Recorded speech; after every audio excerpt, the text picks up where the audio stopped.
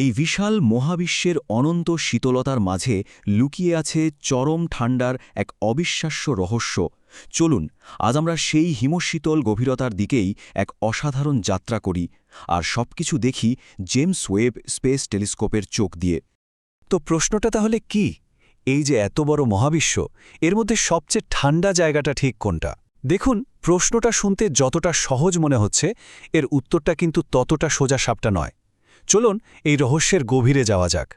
মহাবিশ্বের সবচেয়ে শীতলতম জায়গাটা খুঁজে বের করার আগে আমাদের তো আগে বুঝতে হবে যে ঠান্ডার আসল শেষটা কোথায়, মানে এর সীমাটা কতটুকু।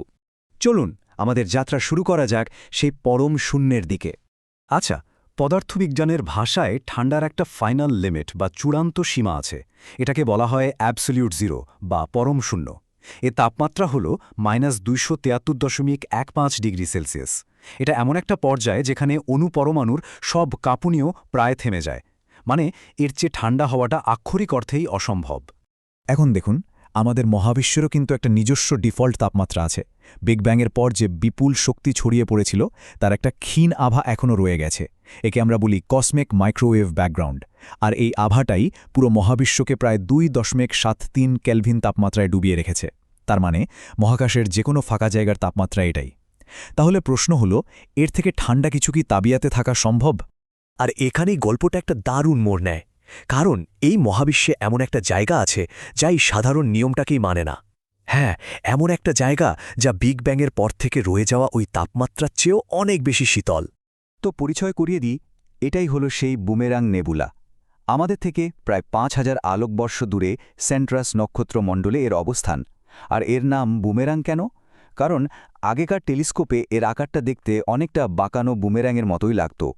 আর এর তাপমাত্রা শুনলে অবাক হয়ে যাবেন, মাত্র 1 কেলভিন। হ্যাঁ, ঠিকই শুনেছেন, পরমশূন্য থেকে মাত্র 1 ডিগ্রি ওপরে। একবার ভাবুন, এটা মহাবিশ্বের গড় তাপমাত্রার চেয়েও দ্বিগুণের বেশি ঠান্ডা। অবিশ্বাস্য, তাই না? স্বাভাবিকভাবেই প্রশ্ন জাগে, এটা কিভাবে সম্ভব? মানে মহাবিশ্বের গড় তাপমাত্রার থেকেও ঠান্ডা কোনো কিছু প্রাকৃতিকভাবে এতটা শীতল হয় কি করে? এর পেছনের বিজ্ঞানটা কিন্তু একই সাথে খুব সহজ আবার অসাধারণও। বুমেরাং নেবুলার ঠিক কেন্দ্রে একটা মরণাপন্ন নক্ষত্র আছে, যেটা প্রতি সেকেন্ডে প্রায় 164 কিলোমিটার গতিতে গ্যাস ছুড়ে দিচ্ছে। এই গ্যাস যখন বিশাল মহাশূন্যে হঠাৎ করে প্রসারিত হচ্ছে, তখন এটা খুব দ্রুত ঠান্ডা হয়ে যায়। ব্যাপারটা অনেকটা ডিওডোরেন্ট স্প্রে করার মতো, তাই না? স্প্রে করার পর ক্যানটা যেমন ঠান্ডা হয়ে যায়, এখানেও ঠিক তাই হচ্ছে। এই দ্রুত প্রসারণের কারণেই নেবুলাটা এতটা হিমশীতল। আচ্ছা, বুমেরাং নেবুলা তো না হয় ঠান্ডা হলো, কিন্তু এত ঠান্ডা একটা জিনিসকে আমরা দেখব কিভাবে? এই ধরনের চরম শীতল জায়গা দেখতে হলে আমাদের এমন একটা যন্ত্র দরকার যা নিজেও চরম শীতল। আর এখানে এন্ট্রি হয় আমাদের গল্পের আসল হিরো, জেমস ওয়েব স্পেস টেলিস্কোপের। দেখুন, ব্যাপারটা খুব সহজ। ঠান্ডা জিনিস থেকে মূলত ইনফ্রারেড আলো বের হয়। এখন টেলিস্কোপটা নিজেই যদি গরম থাকে, তাহলে তার নিজের শরীর থেকে বের হওয়া ইনফ্রারেড আলোতেই সে ধাঁধিয়ে যাবে। বাইরের কোনো ঠান্ডা বস্তুর আলো আর তার চোখে পড়বে না। তাই ঠান্ডা মহাবিশ্বকে দেখতে হলে টেলিস্কোপটাকেও খুব ঠান্ডা হতে হবে। আর জেমস ওয়েব ঠিক এই কাজটাই করে। এর একটা যন্ত্র আছে, নাম MIRI, যেটাকে ঠান্ডা রাখা হয় 7 কেলভিনেরও নিচে, মানে -266 ডিগ্রি সেলসিয়াসেরও কম। ভাবা যায়? আর এই অসম্ভবকে সম্ভব করার জন্য ব্যবহার করা হয় একটা বিশেষ ক্রায়োকুলার, যা সত্যি বলতে একটা ইঞ্জিনিয়ারিং মার্ভেল। ব্যাপারটা খুব মজার না? একদিকে প্রকৃতি তার স্বাভাবিক নিয়মে একটা নক্ষত্রের মৃত্যুর মাধ্যমে তৈরি করেছে 1 কেলভিনের মতো চরম শীতলতা, আর অন্যদিকে আমরা মানুষ সেই প্রকৃতির রহস্য ভেদ করার জন্য প্রায় ততটাই ঠান্ডা একটা যন্ত্র বানিয়ে মহাকাশে পাঠিয়ে দিয়েছি। তো ওয়েব টেলিস্কোপের এই শীতল চোখ দিয়ে আমরা আসলে কি দেখছি? মহাবিশ্বের ওইসব ঠান্ডা অন্ধকার জায়গাগুলোতে এমন কি লুকিয়ে আছে যা আগে আমরা কখনো দেখতে পাইনি? চলুন দেখা যাক। জেমস ওয়েবের একটা বিশেষ মিশন আছে, যার নাম আইস এজ। এর কাজ হল মলিকিউলার ক্লাউড বা আণবিক মেঘের গভীরে উঁকি দেওয়া। এগুলো হল মহাবিশ্বের বিশাল বিশাল গ্যাস আর ধুলোর মেঘ, অনেকটা মহাজাগতিক নার্সারির মতো, যেখানে নতুন তারা আর গ্রহের জন্ম হয়। আর ওয়েব এই মেঘগুলোর ভেতরে যা খুঁজে পেয়েছে তা এক কথায় অসাধারণ। এটা মহাজাগতিক বরফের একটা পুরো তালিকা বানিয়ে ফেলেছে। শুধু সাধারণ জল বা কার্বন ডাইঅক্সাইডের বরফই নয়, এখানে আছে অ্যামোনিয়া, মিথেন, এমনকি মিথেনলের মতো জৈব অণুও। মিথেনল কিন্তু সবচেয়ে সহজ জটিল জৈব অণুগুলোর একটা।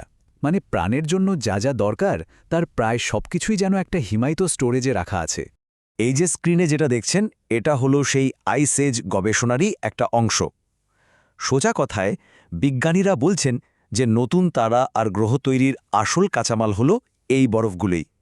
তার মানে আমরা, আমাদের এই পৃথিবী, সব কিছুই হয়তো তৈরি হয়েছে এই মহাজাগতিক বরফ থেকে। আমাদের সদার উৎস লুকিয়ে আছে এখানেই। এই আবিষ্কারটা কিন্তু আমাদের এক বিরাট প্রশ্নের সামনে দাঁড় করিয়ে দেয়। আমাদের জীবনের শুরু, গ্রহের শুরু, সবকিছুই কি তাহলে এতটা ঠান্ডা আর অন্ধকার কোনো জায়গা থেকে হয়েছিল? এই উদ্ধৃতিটা দেখুন। এখানে বিজ্ঞানীরা ঠিক এটাই বলছেন যে বরফে ঢাকা ধুলোর কণাগুলোই হলো সেই সব মূল উপাদান যা দিয়ে পরে গ্রহ আর তার বায়ুমণ্ডল তৈরি হয়। এক কথায় জীবনের রেসিপির সব উপকরণ যেন এখানে বরফ হয়ে জমে আছে, সঠিক সময়ের অপেক্ষায়। তাহলে বোঝা যাচ্ছে মহাকাশের এই ঠান্ডা অন্ধকার জায়গাগুলো আসলে মোটেও খালি নয়। এগুলো হলো উর্বর মহাজাগতিক নার্সারি, যেখানে ভবিষ্যতের পৃথিবী বা অন্য কোনো গ্রহের জন্য কাঁচামাল তৈরি হচ্ছে। হয়তো জীবনের প্রথম বীজটাও এখানেই বপন করা হয়েছিল। আর এখানেই আজকের আলোচনাটা শেষ করতে চাই একটা বিশাল প্রশ্ন রেখে। গ্রহ আর প্রাণের জন্য প্রয়োজনীয় সব উপাদান কি সত্যি এভাবেই কোনো এক হিমশীতল ধূলিকণা থেকে তাদের যাত্রা শুরু করে?